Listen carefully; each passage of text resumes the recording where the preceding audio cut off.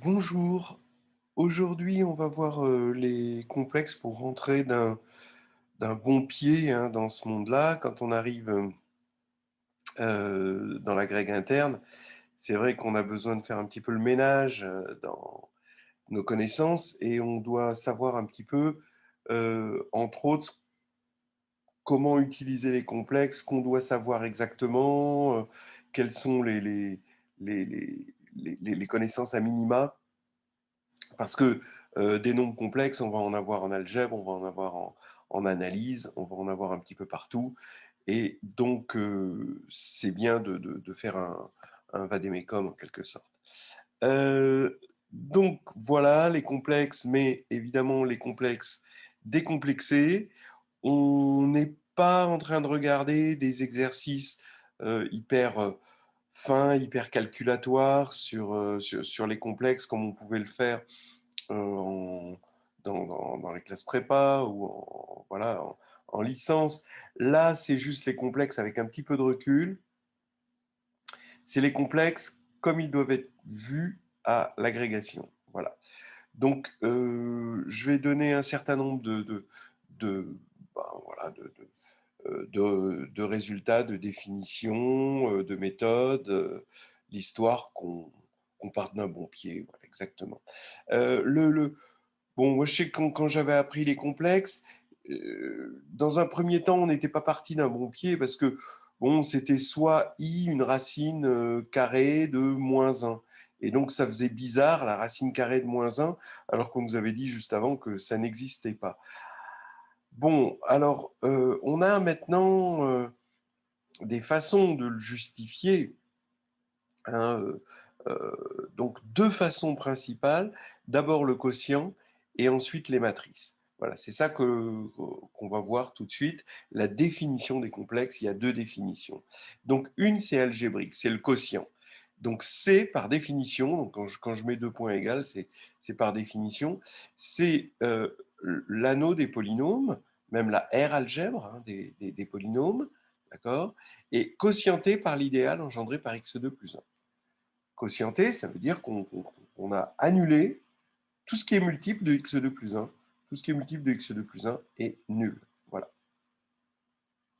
Donc, tout élément de C, hein, ça veut dire qu'il est de la forme un polynôme, mais la classe de ce polynôme modulo cet idéal.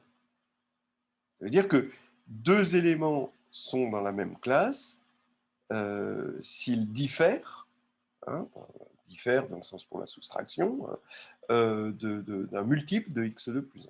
Voilà. Donc, ce qui nous aide ici fortement, c'est la division euclidienne. On divise, hein, on effectue la division euclidienne de P par x2 plus 1. Et donc, on a P égale x2 plus 1 fois Q. Donc, Q, c'est le quotient. Et le reste, évidemment, il est de degré strictement inférieur à 2. Donc, il est de la forme AX plus B, avec A et B qui sont, attention, c'est important, uniques dans R. Et donc maintenant, quand on passe au quotient, et si vous savez que le quotient, c'est un morphisme d'anneau, hein, donc on a P bar égale voilà, la classe de x de plus 1 fois la classe de q plus a fois la classe de x plus b. Voilà. J'ai même utilisé le fait que bar était un morphisme de R algèbre. D'accord. Voilà. Donc maintenant, comme ça, c'est la classe de 0, ici, on va avoir juste ax plus b. Et donc, ce x bar, regardez, on va l'appeler i, et i2, c'est forcément x bar 2, et comme x bar 2 plus 1 égale 0, il vient que x bar égale moins 1. Voilà. Donc c'est le premier truc vraiment important à voir. Alors, ce qui nous intéresse dans un premier temps, c'est que C est un corps. Et C est un corps. Pourquoi C est un corps? Parce que comme x2 plus 1 est irréductible sur R, bah oui, d'accord, x2 plus 1 est irréductible sur R, parce que s'il se réduisait, ce serait en 2 facteurs de degré 1. Or, ce n'est pas possible, parce que s'il se réduisait en facteur de degré 1, il aurait des racines sur R. Or, on sait à cause de l'ordre de R qu'il n'y a pas de racine. D'accord. Donc, je dis, c'est comme pour Z sur PZ quand P est irréductible. Hein, on a un corps. Alors, regardons pourquoi on a un corps. Un corps, bon, ça veut dire qu'on a un anneau, mais ça, on sait déjà qu'on a un anneau. Mais plus le fait que tout élément non nul est inversible. Donc, si P bar est non nul, ça veut dire que si P n'est pas divisible par x2 plus 1, alors, comme x2 plus 1 est irréductible, ça veut dire que P est premier avec x2 plus 1. Alors maintenant, on a une relation de Bezout. Cette relation de Bezout, je la quotiente ici. Hein, et je vois que comme x2 plus 1, ça fait 0, ça fait P bar, V bar égale 1 bar. 1 bar, c'est l'élément neutre pour la multiplication. Et donc, P bar est inversible. Son inverse, c'est P bar. Donc, on voit bien qu'on on a un corps. Et ça, c'est déjà important. Alors, C, maintenant, est un R espace. Ça, c'est la troisième chose. Et étant, à cause de l'unicité, l'existence et l'unicité de la décomposition en AI plus B, ou A plus BI, hein, si on préfère, je ne sais pas, eh ben, on voit bien que c'est de dimension 2 sur R. Alors en plus, je dis que C est une extension de R dans le sens que R s'injecte dans C en tant que corps. En fait, vous prenez B dans R et vous l'injectez, vous le voyez, ce réel, comme un élément de C en posant A égale 0. Et en fait, l'addition, la multiplication de R va rester la même quand on la plonge dans C. Voilà. Donc, voilà, ça, ce sont les premières propriétés principales. I2 égale moins 1, C est un corps, C est un R espace de dimension 2, et R s'injecte naturellement dans C, hein, parce que C contient 1, en quelque sorte. On assimile un bar à 1. Voilà. Alors, l'autre définition, elle est matricielle, géométrique. C'est celle-ci, alors matricielle dans le sens qu'on définit cette fois C comme l'ensemble des matrices AB moins BA. Donc ça, c'est pas mal, avec AB dans R. Donc on a toujours le fait que... Alors, qu'est-ce que c'est 1 1 ici, ça va être la matrice identité. I, ça va être forcément, comme c'est, voilà, ça va être 0, 1, moins 1, 0. Et bah oui, puisque I2, le carré de cette matrice 0, 1, moins 1, 0, c'est moins identité, donc moins 1. Voilà. Pourquoi c'est un corps? Bah, c'est un corps parce que... Bon, alors d'abord, on vérifie que c'est bien un anneau. Donc c'est stable par l'addition, ce genre de structure. Et miraculeusement, c'est stable par la multiplication. Mais c'est pas si miraculeux, mais ça vient de la géométrie. Ça vient du fait que ça représente des similitudes. Des similitudes directes. Et quand on multiplie deux similitudes directes, on a une similitude directe. Voilà. Et c'est un corps parce que, voilà, hein, quand on prend une matrice non nulle, donc à partir du moment où maintenant c'est un anneau, eh ben, on prend une matrice non nulle, on regarde son déterminant, ben, ça fait A2 plus B2, et donc c'est non nul puisque A et B sont non nuls. Voilà. Et donc ça nous fait quelque chose d'inversible. Donc tout élément non nul est inversible. Voilà, hein, ce que j'ai à dire de la définition 2. Maintenant, on pourrait se poser des petites questions comme comment passer de la définition 2 à la définition 1. Hein, bah oui, si on connaît un petit peu les matrices, d'accord. Bon, ça, on pourra y revenir. Vous pouvez y revenir un petit peu plus tard parce que ça, cette façon de passer de la 2 à la 1 ou de la 1 à la 2, c'est un peu plus délicat. Mais bon, je vais vous le dire dans la foulée. Si vous voulez sauter cette partie-là dans un premier temps, hein, vous pouvez, quoi. Donc, comment passer de la définition 2 à la définition 1? Ben, vous considérez cette matrice-là qui représente I, d'accord? Et si vous avez fait un peu de réduction, vous savez que son polynôme minimal, c'est x2 plus 1. Hein, d'ailleurs, vous pouvez voir que c'est ce qu'on appelle la matrice compagnon de x2 plus 1, donc son polynôme minimal, c'est x2 plus 1. Et donc, comme c'est x2 plus 1, ben, R de J, ben, qui va être C, ici, d'après la définition 2, ben, c'est isomorphe à l'anneau des polynômes quotienté par x2 plus 1. C'est-à-dire qu'à un polynôme, P, on lui associe P de J, et ça s'appelle l'évaluation en J, et le noyau de l'évaluation, c'est x2 plus 1. Donc on quotiente, et puis on a bien C, et on retombe sur la définition 1. Comment passer de la définition 1 à la définition 2? C'est un petit peu plus délicat. Tout élément de C, d'après la définition 2, s'écrit de manière unique sous la forme A plus BI, hein, d'accord? Et I, c'est X bar. Donc, on considère le morphisme de R algèbre qui envoie Z de C vers mu Z. Alors, mu Z, c'est la multiplication de C dans C, hein, où un élément Z', il est envoyé sur Z fois Z'. Donc, c'est un endomorphisme, hein, c'est linéaire, c'est R linéaire. Et donc, ce morphisme est injectif parce que, bon, C est intègre. On peut même dire parce qu'il est unitaire, parce que quand on va prendre, si mu Z égale 0, on regarde le noyau, hein, si mu Z égale 0, alors Z fois 1 est égal à 0. Mais Z fois 1, ça fait Z. Donc ça veut dire que Z égale 0. Donc, on voit bien que c'est injectif. Donc, à partir du moment où un morphisme est injectif, bah, ça veut dire que la structure de départ, C, est isomorphe à son image. Et qu'est-ce que c'est que son image? Ben, on va regarder son image de façon matricielle. C'est-à-dire qu'un endomorphisme, on peut toujours le voir comme un espace de matrice. Donc, on va travailler sur la base 1i, et on voit que l'image de 1 par z, si z c'est a plus bi, ben, l'image de 1 c'est z fois 1, d'accord, par définition, donc c'est a plus bi, et l'image de i, ben, c'est z fois i, donc c'est moins b plus ai.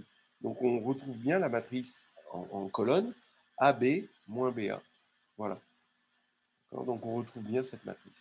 Et voilà comment on passe de la définition 2 à la définition 1 et inversement. Bon, alors, bien sûr, maintenant, on va revenir sur des choses plus simples. La multiplication, bah, simplement A plus IB, facteur de C plus ID. Photographiez bien ça, c'est AC moins BD plus AD plus BCI. Voilà. Donc vous avez une partie réelle, évidemment, partie imaginaire.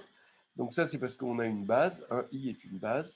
On peut donc extraire cette partie réelle, parler de partie réelle, parler de partie imaginaire. Voilà. Et ça se démontre très facilement avec le fait qu'on a la distributivité et que I2 est égal à moins 1. C'est le moins qu'on voit ici. La division, bah, puisqu'on est sur un corps, on peut diviser. Alors on utilise le conjugué, hein, qui est A moins IB, si Z c'est A plus IB, et le fait que ZZ bar, c'est le module de Z au carré, c'est-à-dire A2 plus B2, qui est multiplicatif, et on voit que c'est multiplicatif, hein, parce que c'est un déterminant, bon, on va le voir après.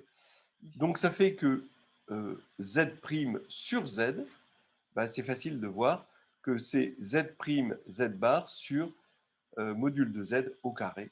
Et ça, c'est facile parce que, vous voyez, la division revient à une multiplication dans C, mais on divise quand même, mais c'est par un réel. Voilà. Bon, un réel positif, non nul, parce que ça, c'est non nul, on a vu. Hein, si et seulement si, Z est non nul. Bon, alors je vais revenir sur la norme. Donc, la norme ou le module, c'est racine de A2 plus B2. Et on reconnaît à la racine, évidemment, du déterminant de la matrice de similitude. Et donc, grâce à la définition 2, c'est multiplicatif parce qu'on sait que le déterminant, c'est multiplicatif. Donc, det de z, z', c'est det de z fois det de z' en quelque sorte, ce qui va faire que quand on prend la racine carrée, module de z, z' est égal à module de z fois module de z'. Voilà. Et regardez cette identité, je la trouve très jolie. À partir du moment où zz', c'est ce qu'on a vu tout à l'heure ici, alors c'était où? Ici, oui. Eh bien, on peut réinterpréter cette égalité-là comme étant une identité remarquable, mais cette fois-ci dans R, cette identité remarquable, cette nouvelle identité remarquable que nous apportent les complexes, AC moins BD carré plus AD plus BC carré est égal à A2 plus B2 fois C2 plus D2. Alors il y a un endroit très typique où ça s'utilise, c'est le fait que quand on cherche tous les nombres qui peuvent se décomposer en somme de deux nombres carrés. Par exemple, 5 se décompose en 4 plus 1, mais 7 ne peut pas se décomposer en somme de carrés. 13 peut se décomposer en 9 plus 4, etc. Alors on commence par faire ça pour les nombres premiers, et puis après on regarde les nombres généraux, hein, et pour passer de nombres qui se décomposent en somme de carrés quand ils sont premiers et quand ils ne sont pas premiers, eh ben on passe par cette formule, parce qu'on voit que le produit de deux sommes de carrés est encore une somme de carrés. Ça, c'est assez remarquable, c'est intéressant.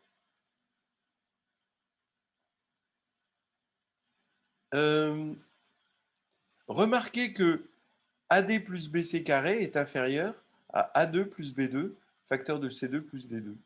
Ben oui, c'est normal, puisque quand on rajoute un terme positif, on tombe là-dessus. Donc lui est forcément plus petit que lui. Mais si vous prenez la racine carrée, pardon, si vous prenez la racine carrée, ben, vous retrouvez ce qu'on appelle l'inégalité de Cauchy-Schwarz. Tant qu'on y est dans les inégalités, vous avez une inégalité triangulaire. C'est z plus z' en module est inférieur à module de z plus module de z'. Voilà. Donc ça, c'est l'inégalité qui fait que prendre l'hypoténuse, c'est mieux que prendre la somme des carrés, la somme des côtés. Ce qu'un lapin sait parfaitement. D'accord? Donc c'est quelque chose que vous devez savoir, parce que les lapins, ils le savent. Et ce qu'on sait moins, par contre, et bon, les lapins, ça, ils ne le savent pas, hein, c'est que l'égalité a lieu, on a le cas d'égalité, c'est si et seulement si z' égale lambda z avec lambda positif. C'est-à-dire que tant que z et z' seront non collinéaires, ce sera strictement plus petit. C'est normal, hein, on le voit bien. Hein, ça, et puis, quand ils sont collinéaires, il faut qu'ils soient collinéaires dans le même sens. Voilà. Et puis après, il y a la fameuse forme polaire qui va nous tirer une épine du pied dans pas mal de situations. Parce que la forme cartésienne, elle est bien, mais quand on a des problèmes de puissance, elle est vite limitée. Donc je dirais que tout le nombre complexe Z, il peut s'écrire R, E, I, θ. Alors E, I, θ, c'est cosinus θ plus I sinus θ. Donc R, c'est un réel positif, et θ, c'est un réel tout court. Alors Z, bah, si Z il est non nul, alors on a unicité hein, de R, mais pas forcément unicité de θ. Hein. On a unicité de θ si on le prend, évidemment, puisque c'est de la trigonométrie, si on le prend entre 0 et 2π. Voilà. Alors, il faut connaître des formes polaires célèbres. 1, ben, c'est 1 fois exponentielle de I0. I, c'est 1 fois exponentielle de I pi sur 2. Moins 1, c'est exponentielle de I pi. Moins I, c'est exponentielle de moins I pi sur 2. Il y a la diagonale du carré, hein, d'accord, puisque 1 et I ont même module. Vous avez la diagonale du carré ben, vous savez que c'est pi sur 4, hein, l'angle, et racine de 2, le, le- le carré de taille 1, sa diagonale est de module, et voilà, et de norme racine de 2, ça vous le savez. Donc vous avez racine de 2, i pi sur 4. Et la deuxième diagonale, on peut voir comme i1 moins i, c'est racine de 2, exponentielle de moins i pi sur 4. Voilà. Mais c'est l'autre diagonale d'un autre carré finalement. L'identification.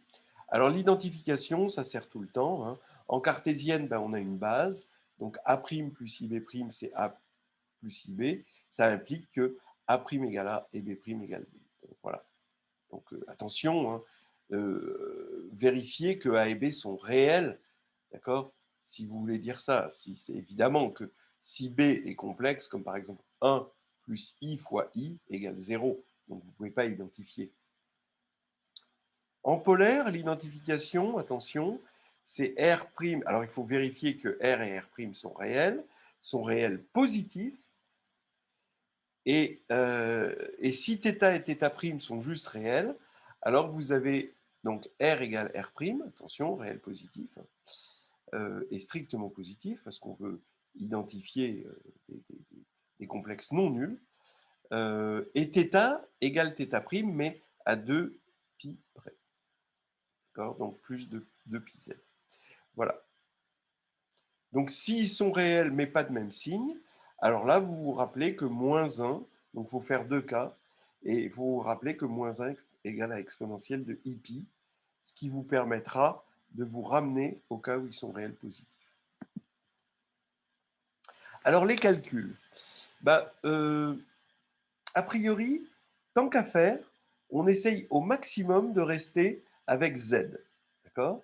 Maintenant, s'il se met à y avoir une difficulté, bah, on a le choix entre travailler en cartésienne ou en polaire.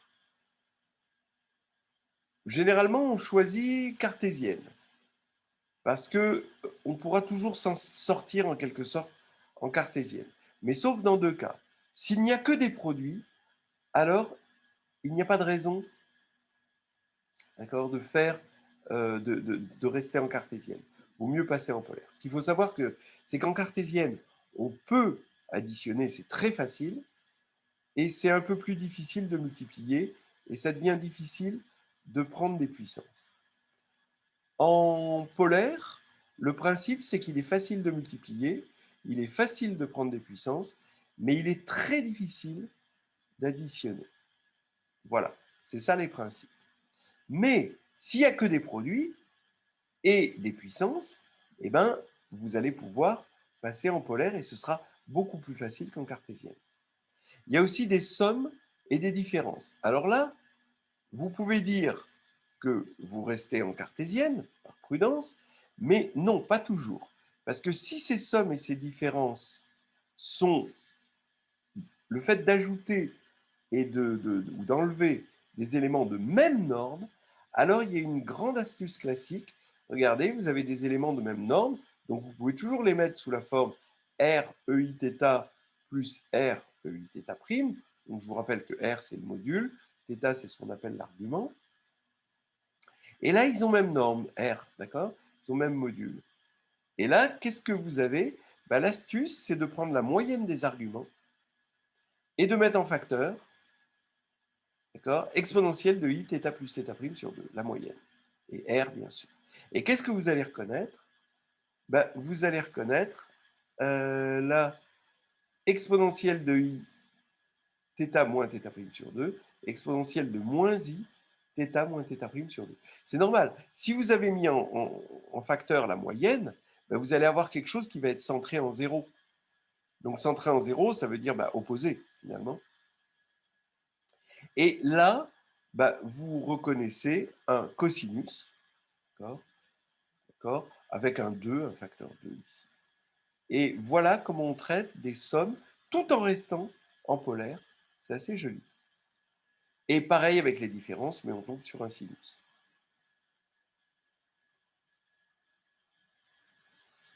Alors maintenant, les équations. Bon, l'équation du premier degré ne pose pas de problème, non, c'est parce qu'on est sur un corps. Donc l'équation du premier degré, quand on est sur un corps, il n'y a pas de problème. Celle du second degré, ça ne pose pas de problème, sauf que vous avez toujours les mêmes formules, mais vous avez un discriminant. Il faut prendre la racine carrée du discriminant. Alors, attention, en général, on n'écrit pas racine de delta. Parce que racine de delta, c'est quelque chose de purement réel, où on a un signe. La racine, vous savez, quand vous avez x2 égale a, vous avez, et a positif, vous avez deux racines. Une positive, une négative. Et ce qu'on appelle la racine carrée, c'est la positive. Mais dans C, il n'y a pas d'ordre. Ça, c'est quelque chose à bien comprendre. Il n'y a pas de racine positive et de racine négative. Ça ne veut rien dire. Il n'y a pas d'ordre. Vous pouvez essayer de détourner ça comme vous voulez, il n'y en a pas. Eh bien, on va parler plutôt des deux racines carrées qu'on appelle généralement petit delta, plus ou moins petit delta, de grand delta. Il n'y en a pas une qui...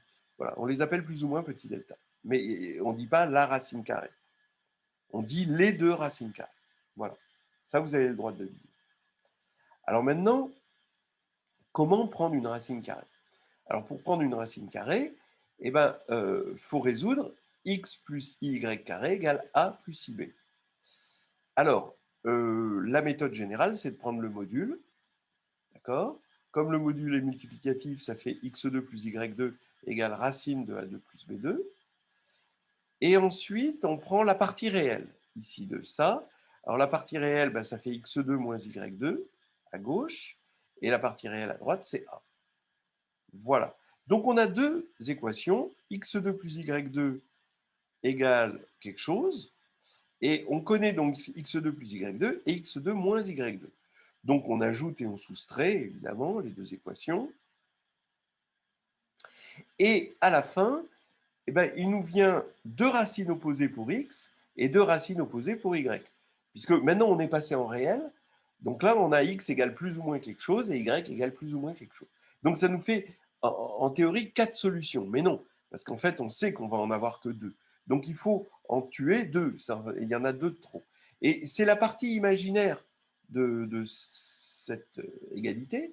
Donc vous avez 2xy i égale ib, donc 2x y égale b, ici, qui va nous dire que x et y sont soit de même signe, si b est positif, soit de signes différents, si b est négatif. Bon, si b est nul, on retombe sur le carré. Donc, on tue toutes les possibilités restantes et il reste plus que deux possibilités. Voilà comment on résout cette équation. Et finalement, grâce à ça, on va pouvoir prendre la racine carrée les deux racines, on va obtenir les deux racines carrées d'un discriminant, et donc on va pouvoir résoudre l'équation du second degré en général. Maintenant, l'équation Zn égale grand Z, eh ben, en fait, c'est très facile en polaire. D'accord? Voilà. On utilise l'identification polaire. Donc, on regarde exponentielle de 2i θ fois R, le module de Z. Et là, on va mettre ça à la puissance n et on va l'identifier avec la forme polaire de grand Z. Et il faut faire attention à ne pas oublier d'ajouter les deux pi Z, comme on avait tout à l'heure ici, d'accord, ce qu'on disait ici. Et ça va prendre tout son sens parce qu'on va diviser par n, et grâce à ces deux pi Z, on va avoir périodiquement n solutions. Bon, bien sûr, sauf si Z égale 0, où là, on a n racines, des racines d'ordre n. Alors maintenant, dans les complexes, il faut savoir faire un petit peu de géométrie. Donc, la morale de toute cette histoire, c'est savoir quand c'est ce qu'on passe en polaire, quand c'est ce qu'on passe en cartésienne. C'est ça qu'il faut bien photographier dans les méthodes, les techniques en complexe. Maintenant, on passe à la géométrie. Bon, les complexes sont taillés pour faire de la géométrie. C'est fait, c'était au départ pensé par des géomètres dans le programme un petit peu de Descartes pour dire, voilà, on veut faire de la géométrie en faisant des petits calculs qui sont automatiques. Alors, c'est de la géométrie euclidienne sur le plan, parce que si z est égal à r exponentielle de iθ, ben, la multiplication par z, géométriquement dans le plan, puisque C est de dimension 2, on l'a dit, sur R, donc finalement c'est le plan, et ben, la multiplication qu'on a appelée μz tout à l'heure, ben, géométriquement, qu'on a vu matriciellement comme AB moins BA, et ben, c'est la similitude directe d'angle θ et de rapport R. C'est-à-dire qu'on tourne de θ, d'un angle θ, et on grossit, on rapetit si R est strictement inférieur à 1. Je vous rappelle que R est strictement positif, hein, de R. Voilà. Et l'addition par Z, donc l'addition par Z, c'est juste une translation. Donc vous avez des similitudes directes, hein, globalement. Donc l'application, si on doit globaliser, Z donne petit z, grand Z plus Z0. C'est une similitude directe, d'accord. Donc homothétie, vous avez l'homothétie, rotation et translation. Hein, et si on regarde maintenant, si on veut les similitudes indirectes, il faut mettre un bar ici, et on va avoir des similitudes indirectes. On va avoir des symétries, parce que ZZ bar, ça va être la symétrie déjà rien que par rapport à l'axe réel. Donc après, on multiplie par des similitudes directes et des translations, et on obtient des symétries orthogonales, des symétries glissées, etc.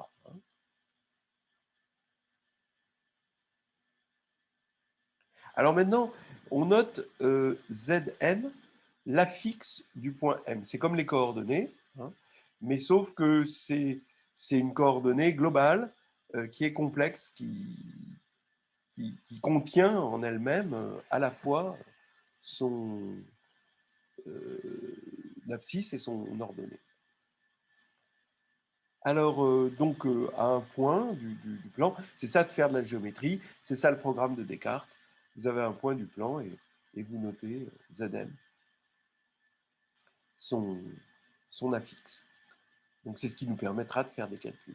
Donc, vous allez avoir 3 points, par exemple ABC, 2 à 2 distincts, et on va poser grand Z égale ZC moins ZA sur ZB moins ZA.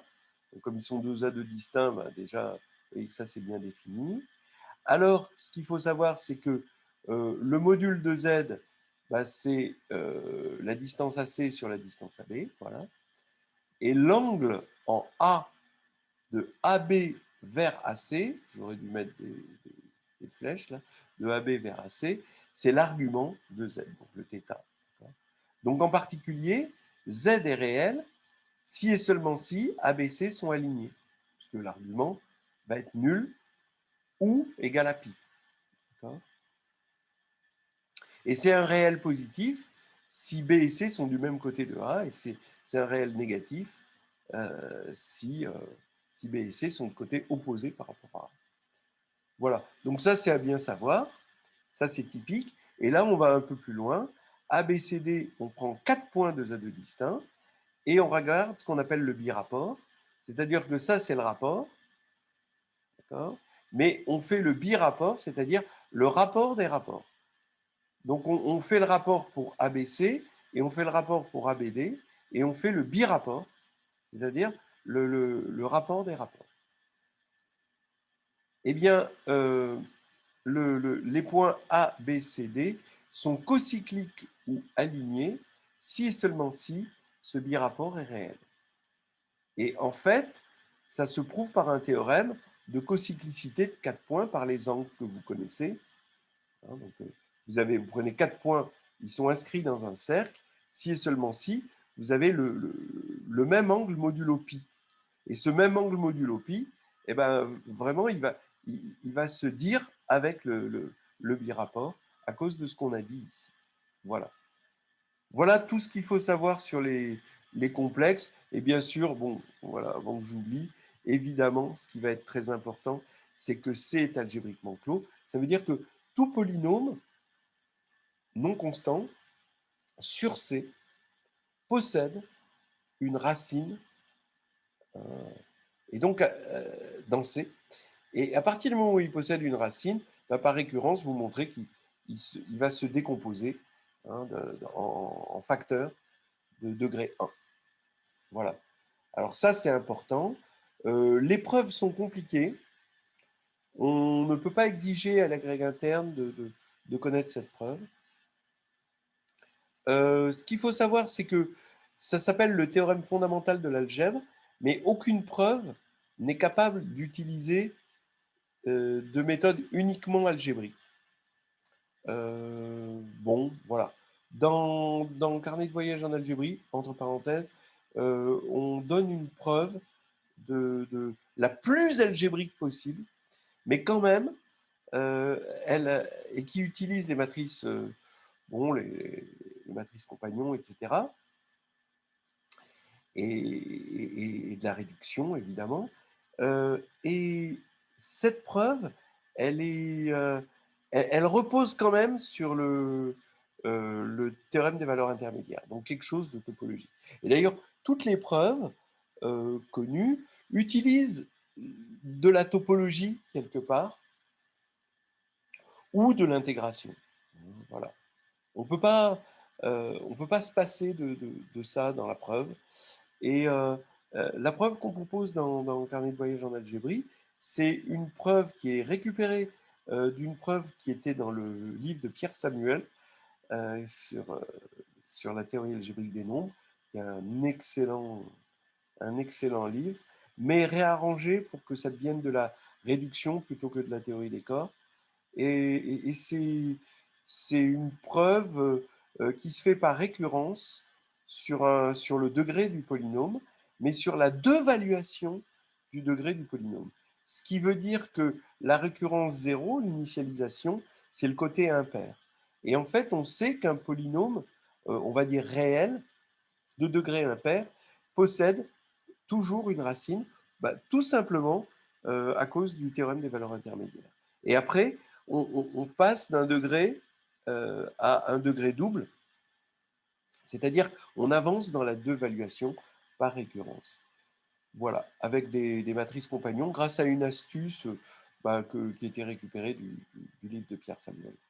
Voilà.